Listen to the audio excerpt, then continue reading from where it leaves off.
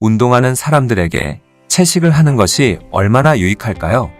영국 킹스 칼리지 런던 대학의 쌍둥이 연구센터에서 유전적으로 동일한 일란성 쌍둥이 운동선수를 대상으로 채식과 잡식 중 어떤 것이 이로운지를 비교 실험하였습니다. 쌍둥이 형제들은 12주 동안 동일한 칼로리를 섭취하였고 동일한 루틴의 운동을 수행하였습니다. 그러나 형은 엄격하게 채식만 하였고 동생은 채식과 육식을 병행했습니다.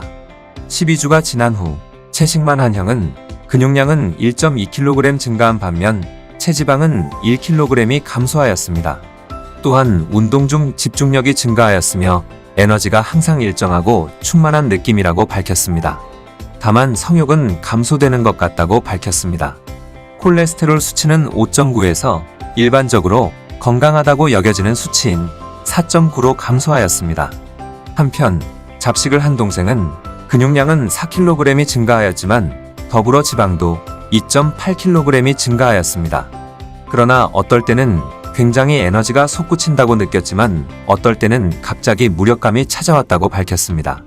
이런 증상은 신체가 사용되는 양보다 더 많은 혈당을 가지고 있으면 혈당을 안정시키기 위하여 인슐린이 빠르게 증가되면서 나타납니다. 이렇게 혈당이 급격하게 감소되면서 에너지 또한 급격하게 감소되는 증상을 흔히 슈가 크래시 혹은 하이포글라이시미아라고 합니다. 한편 콜레스테롤 수치는 6.5에서 변화가 없었습니다.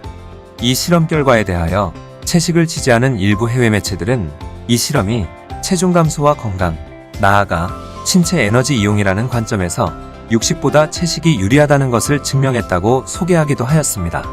그러나 연구진들이 가장 주목한 부분은 바로 우리 몸 면역력의 70%를 책임지는 장내 미생물 환경의 변화였습니다. 먼저 채식을 한 형의 경우를 살펴보면 장내 미생물 다양성이 급격하게 감소되었습니다.